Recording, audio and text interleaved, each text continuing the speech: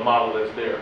So what we would ask for you is if you think it's not working this year, if you could provide specific examples of the issue. Because all the issues you said, we went round and round, we brought in the Corporation Council, we brought in the Inspector General, we deliberated the issue, we looked at other cities and towns on how they've structured this whole thing, and I shouldn't say we, I'll say the last charter revision group proposed the current structure. Okay, I mean, I don't want to solve a problem that doesn't exist, so we'll do a little bit of research and we'll get back to you at your next meeting. Right.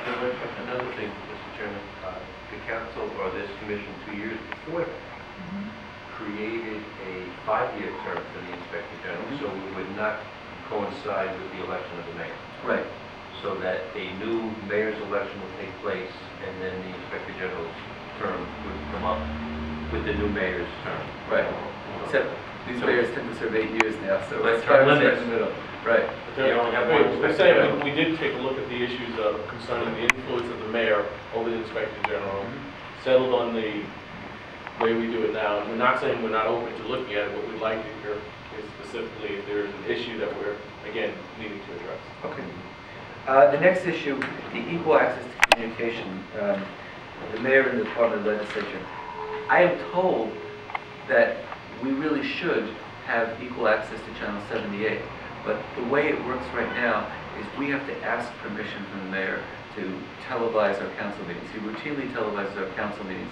Now that we are starting to televise our committee meetings, we have to sort of ask on a case-by-case basis. There were 1 or 2 times where he specifically did not want meetings televised.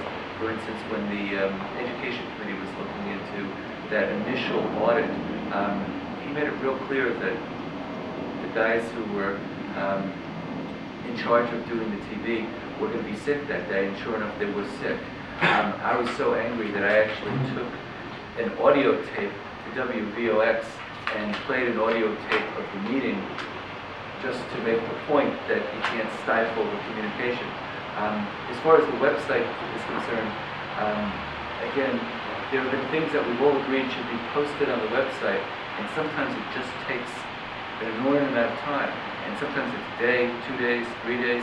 Sometimes I'll go a whole week, and then I'll talk to Linda, and she said, well, I'm still waiting for the mayor's office to give me permission to put it on. And sometimes it's not malice, sometimes it's just they're busy with other things. And to be fair, sometimes David Simpson gets it done in a half hour and it's up there. But from a equal branch of government point of view, I shouldn't have to ask, and it shouldn't have to depend on the mood of the thing. The mayor actually went so far during the CIP debate as to broadcast portions of a Yonkers council meeting with his own tag at the bottom saying, council cuts projects in Northeast Yonkers, call this number. And he blasted and he ran that over and over again. Yet I've asked a couple of times for meetings to be rebroadcast, and it's only happened once or twice that we've actually got that done. It just should be equal. And I don't know how you set that up, whether there's some independent person who is told, Vinny upstairs is told, if the council tells you to do this, or the mayor tells you to do this, you have to do it equally. The mayor's got a huge amount of money in his budget for people that travel all around with him at all these ribbon cuttings and photograph him, just on a plain equity thing. They always get the mayor talking. They never get the council members talking. I mean, come on, just be fair about it and run it all on TV. I had to, when the mayor did his State of the City address, they ran that on TV for a full 24 hours without the Democratic response before I yelled and screamed that I was going to go to the FCC if they didn't run the Democratic response.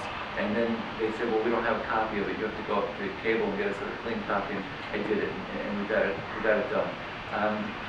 The website, there's so many things that we can do to get things on the website, and it just should be automatic. The Department of Legislature should go directly to the whoever runs the website and have the authority to put something on the website under our section without permission from the mayor's office. It would seem to me a diminution of the council's authority to require or to allow the current system to continue.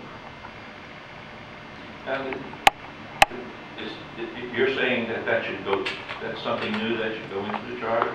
There's nothing in the charter right now that I think it should addresses that, is it? Well, I think we need the force of a charter. And by the way, I'm assuming, I don't know what other items you're having on the charter. I mean, if this was the only item that was on the charter, we had to go through time and expense of educating people, I'd pull it in a minute.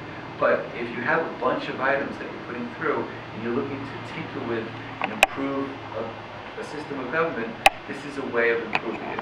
And it's a way of just making it very clear. Look, we might be able to do it through the budget process. We might be able to say, hey, wait a second, the money that goes to fund upstairs really is coming through the council, not the mayor's office, therefore you should answer to them. But to some extent, we fund every department in the city. We fund the police, we fund the fire, we fund the parks.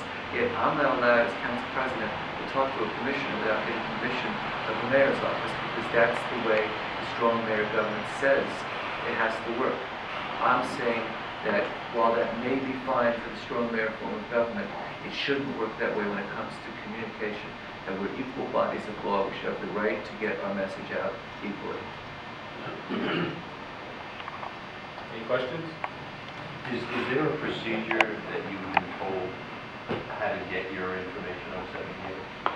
What usually happens is my press guy, Adam Brill, calls David Simpson, and generally David says, okay. There have been times when there's been conflict. There have been times when the conflict was not malice, but there's a zoning meeting going on, by the way, and so Joe Gentili has his meeting upstairs. There's only one camera right now. One of the things that I hope to address in the cable franchise agreement, which you have nothing to do with, is to put a camera here, put a camera in the council conference room, and maybe even in the ceremonial courtroom, so that more meetings can be open. Marty doesn't have to figure out cameramen at all the meetings. I'm not. Right, he puts it on YouTube sometimes.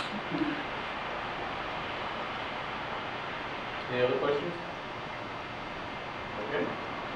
Just one brief one. Is this an enforcement issue, or are you saying a fairness issue? I mean, is there any rule about it now that's not being enforced, or are you saying there is no rule about it since they have the authority, because the person works for him from an hierarchical position, and so this is a fairness issue? I'm saying it's a fairness issue, and the current system doesn't allow me to intervene. Okay. So I would imagine it might be considered a diminution of power if the mayor currently controls the thing. Again, the mayor used to have that show with Bill Sheeran. Yonkers on the move. Right. If I wanted to do a show, I'm not sure that I would be able to. Right. There's another fellow that's doing this on one of the other channels that talks to the leaders. Meet the Leaders. That's on channel 18, and that actually is fair. And that's done out of the Cablevision's headquarters in Harrison. And they made an open invitation to the mayor, the council president, and each council member to go. And we generally get 15 minutes every other month, occasionally every month, if somebody calls me at the last minute and says, the Mamaroneck supervisor just canceled. Do you want her 15 minutes? I'll jump at it. Can you understand that they don't want access to the website to anybody? No. Isn't the website to be protected? Well, number one, I'm not saying you don't have a gatekeeper, but if the gatekeeper won't put my stuff on without getting approval from the mayor's office, Because that's their job. that's the policy. So if I don't have the authority to overrule that policy, then I have to come to you and ask you to change the charter in such a way that will slightly diminish his power, so that that gatekeeper will have to answer to both branches of government equally. And again, from an editorial point of view, I should be responsible for my content.